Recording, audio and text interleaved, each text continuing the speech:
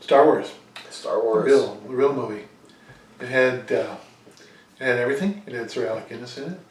It had Peter Mayhew. I've met Peter Mayhew. Yeah. I rode in an elevator. Oh, speaking of Darth Maul, I have his autograph, Ray Park's autograph. I bought that autograph for Jayden at a Star Trek convention. That's back. Star Trek convention. That's back when. Well, actually, Ray Park was at a Star Trek convention. Oh, really? Was he a Star Trek character or something? No. Okay, then why was he at Star Trek? Well, he was in the dealer's room. Oh. Selling X-Men and. He was someone in X-Men? And Star Wars. He was the Toad in the very first... He was the Toad? That was Darth Maul? Yeah. Couldn't you tell he had the horns? And, well, no. You know what happens to Toads when they get struck by lightning? The same thing as everything else. They had him heavily in makeup in X-Men, so you can't really tell. Yeah, that's true. Well, they had him heavily in makeup in Phantom Menace as well, but... No, I thought that's the way he looked. Yeah. No, anyways. But I think they did have him heavily. I did ride in an elevator with Peter Mayhew. He is very tall. Oh, he's that's tall. kind of I mean, I'm 6'2", but he's tall. Yeah. Okay. He likes to think he's 6'2". He's only 5'2", really, in reality. In real life? Yeah. Maybe 5'2" around, but I'm more than 5'2" tall. Anyways, Peter Mayhew, the bad guy. It was interesting because they didn't think Darth Vader was good enough to be the bad guy, so they had Tarkin, who was played by I know his name. I can't remember his name. Wow, I feel so bad. I'll remember it as we go on. Yeah, if we don't, please put it in the comments because I feel really bad. Yeah, and if you'd comment, we really would appreciate that because nobody comments on it. No, they don't really. So, anyways, they didn't really. I mean, they had a lightsaber battle, but their concept of lightsabers at that time was a little bit different. Yeah. They thought they were very difficult to use, and It was more like samurais fighting. Yes. Instead of like all the. Yeah. Okay. They actually. So. Yeah.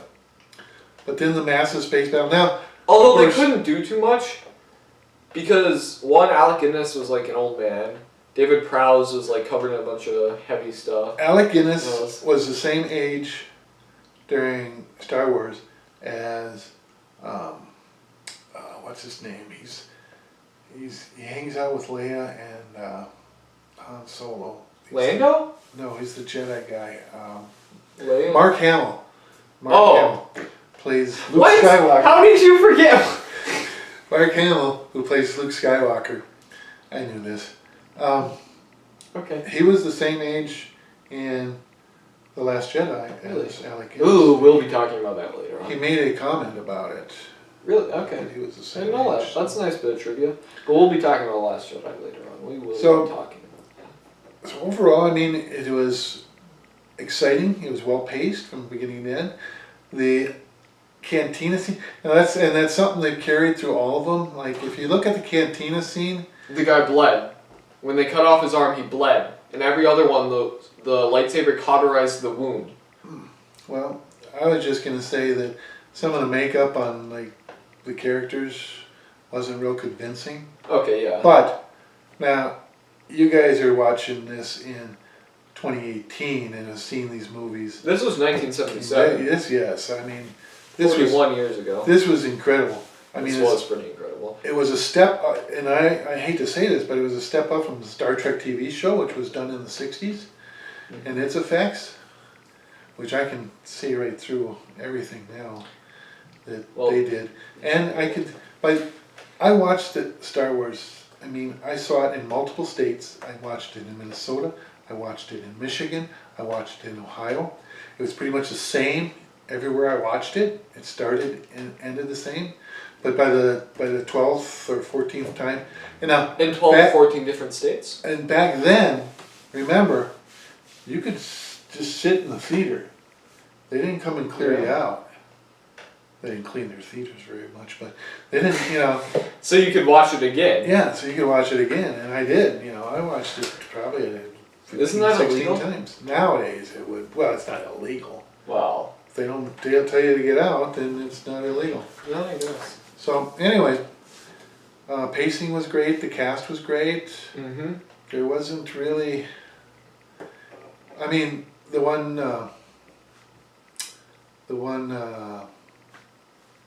stormtrooper that yelled, "Shut the door! Shut the door!" And then you had, then when they went through, he said, "Open the door! Open the door!" I mean, yeah, that guy was kind of stupid. The stormtrooper that hit his head. Oh yeah, stormtrooper hit his head. Yeah. So The yeah, it was stormtroopers exciting from heck of a start to line. fix. It was. Yeah. I know some people theorize that Luke used the dark side to destroy the Death Star, but I don't know. I don't know why about he would have had to use it. that. I don't need to get into that. No, This is and just- I've seen both versions. I've seen the original, and I've seen the remade. There were some good things in the remade. Some not good Some things. not goods, but overall, it was a good movie. Now, Empire Strikes Back, kind of an interstitial movie, a bridge between the first and the third, where it kind of did more side stuff. Mm-hmm. Luke went off for training, and that's where we first met Yoda. And And oh no, Yoda looked his age in that one. And like I said before, when if you look at the first trilogy, when they tried to de-age Yoda, because he's obviously a lot he's older. like 30 years younger. Yeah, but Maybe even 30. You know. And he's a 900-year-old guy. I don't know why they're saying that 30 years I is think gonna they used impact a it lot so of much. makeup during the first trilogy on Yoda. Yeah, I know. They made Yoda look a lot younger. I mean, speaking of de-aging, and a Star Wars character, I guess, Samuel L. Jackson, in the new Captain Marvel movie. No, we're not talking Dang, about he Captain looks Marvel. young. Okay, we're not talking about Captain Yeah. Marvel. But the de-aging was great. Coulson looked young too. Yeah. Anyways, we're not talking I feel like about Coulson looked pretty similar. He doesn't that. age. Coulson is just Coulson. Yeah, he doesn't age, it seems I like. I think don't know. He he's looks a the robot. same as in the first Iron Man. Anyways, Okay, back to Star Wars. Empire Strikes Back. Starting out in the Hoth. on Hoth, first learned about Force ghosts. We found out that Tauntauns smell bad, or worse on the inside than the outside. Yeah, that was good information. Then Oh, there's we got the AT-ATs. The the AT-ATs. AT-ATs. I didn't understand walkers. Yeah. When you have snow speeders that are levitating or flying, or you have But speeders they're AT-ATs. that are levitating, why do you need AT-ATs? Why do you need something that goes clunk, clunk, all terrain clunk, something or another. I know the AT stands for all terrain, I think. attack, tank? Attack, technology. I don't know. I don't know. But anyways, I was kind of iffy on that. But they use the whole spin around the. Yeah, legs. then they use let's just harpoon them and Yeah. trip them. Which, in the Lego Star Wars game, is pretty cool. I Yeah. enjoy doing that. Yeah. So I enjoy doing it, but I think it was kind of hokey in the movie. Yeah. So then, then from Hoth, we have Luke heading off to Dagobah, doing his training. Cloud City. Cloud City. Well, first we had the asteroid belt. Oh yeah, with that. What's it called? The big slug that The he's slug, yeah. Yeah, that's what this is supposed to be. It was like reaching out and like. "Roar." The slug was a little hokey, but Yeah. other than that, that was a good series. The way they got away from him, Mhm. Boba Fett following him, that was pretty cool. But other than that very first initial fight, there wasn't a lot of serious fighting in The in end. movie. Darth The Vader end. versus Luke Skywalker. The end, there was a little bit, A little bit. but it was mostly Luke getting his butt kicked. Well, he started to turn on him. He cut Vader a little bit. He cut his suit a little bit. He did. Well, Han shot him too. Oh, but Vader just went. I think one of them. I think if you look, one hit his shoulder. Oh, I don't know. But he's mostly machine, so why would he care? Yeah. And overall, I thought it was good. It wasn't as tense action packed. There was action in it. And I enjoy. I think I that enjoyed it. is. A lot of people consider that the best one. I might be one of those people. Kind of up in the air on that. Okay, well, we'll see when we rank them. Then Return of the Jedi. Return of the Jedi, Ewoks. Man, I Extraordinary. remember when it was first released, they were talking about there's like 300 special effects shots in this, and that was like the most that had ever been in any movie. And it was pretty impressive. Obviously nowadays there's like 1,000 Yeah, in 10,000.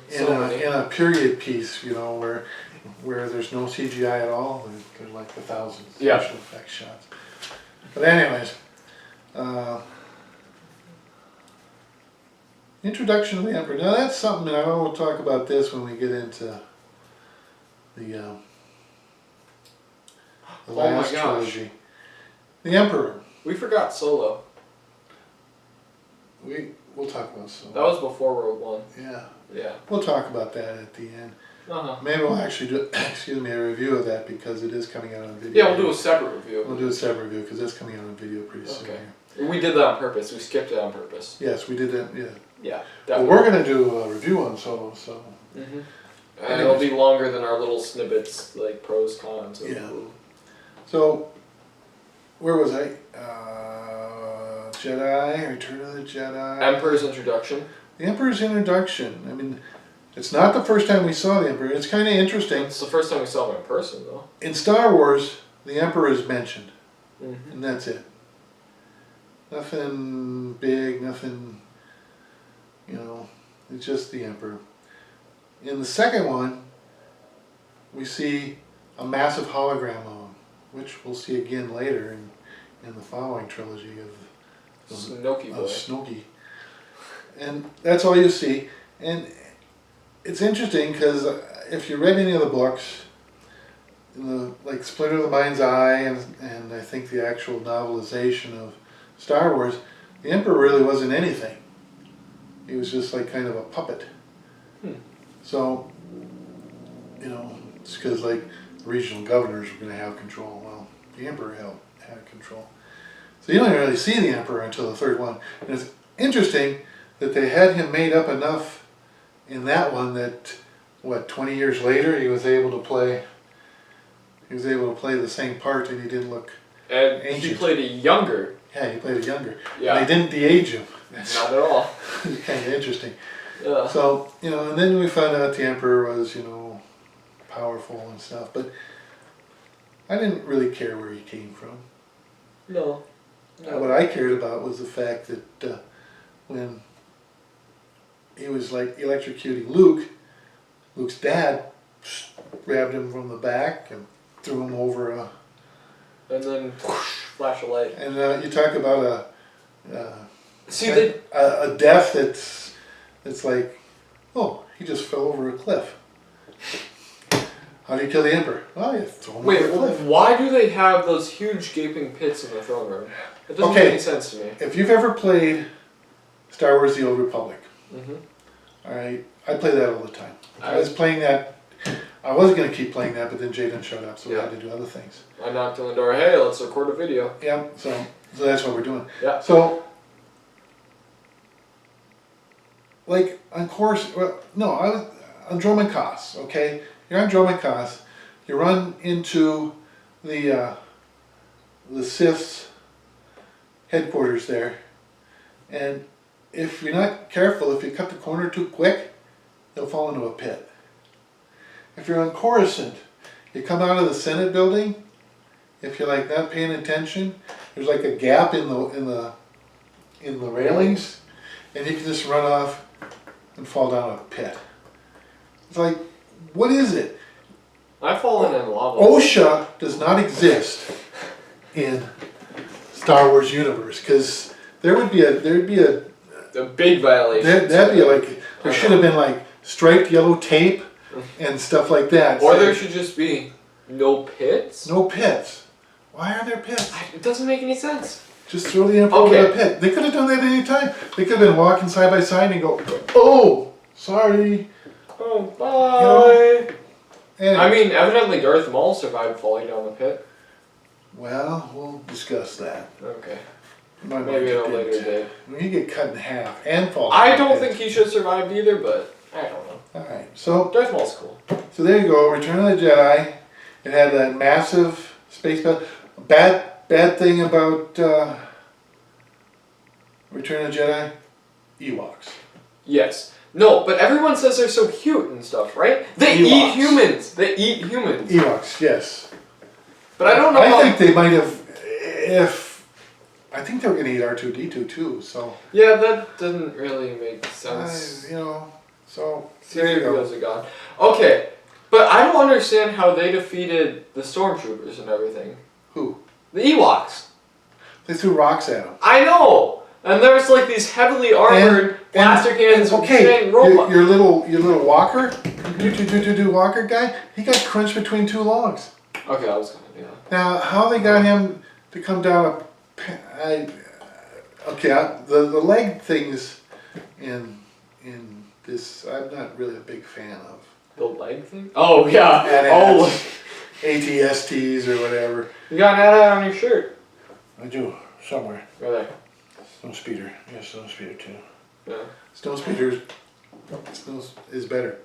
I got I it. noticed that all they needed was a rope. Yeah. Snow Speeder and a rope takes out Okay. Anyways, so Return of the Jedi. Big space battle in the end. Massive. The one really lame special effect was when the Superstar Destroyer crashed into the Death Star and there was a big shooting flame. That was kind of a lame effect. But other than that, then I don't understand. Half of the dang thing wasn't even there. Why did they go through the part where they had to zoom back and forth to get to the center? They lost the radar dish. Yeah. People ran into things. But it was still good. It was cool. It was actually cooler to see. It made more sense to see them flying into. And why was that area so big? I mean, that was huge. It wasn't finished. No. Well, no. I mean, that was like just a wide open. I think that's where all the pits lead to. Yeah. Right to the reactor. Just right to there. Boom. Wait, then that would be very easy to destroy. They should just... Luke should just like come up Just there, walked throw the in there. bomb, boom. Take a grenade, throw it over the side. Yeah. But anyways, exciting. Even though the Ewoks were in it, it was still good. Now, I think the greatest accomplishment of George Lucas when he remade the original trilogy was getting rid of the Yub Yub song. The Yub Yub song sucked. You suck. No, Yub Yub sucks. Yub Yub. Yep. So that's it. That's it. The I don't know why they replaced. trilogy. I don't know why they replaced Anakin's Force Ghost with like young Anakin. Yeah. I mean, they didn't do that with the other characters. Why would they? It was too bad. That guy didn't have a lot of screen time to begin with. I know. Other than I feel like honestly, the biggest problem with the prequels was the writing. Okay? Yeah, because George Lucas wrote it. Yeah, George Lucas. No, he had like a team for the other ones. And this was basically just him, because he knows the best. He made the Star Wars trilogy, man. Yeah. But... I'm a billionaire, I can do anything. Yeah. Alright, so anyway.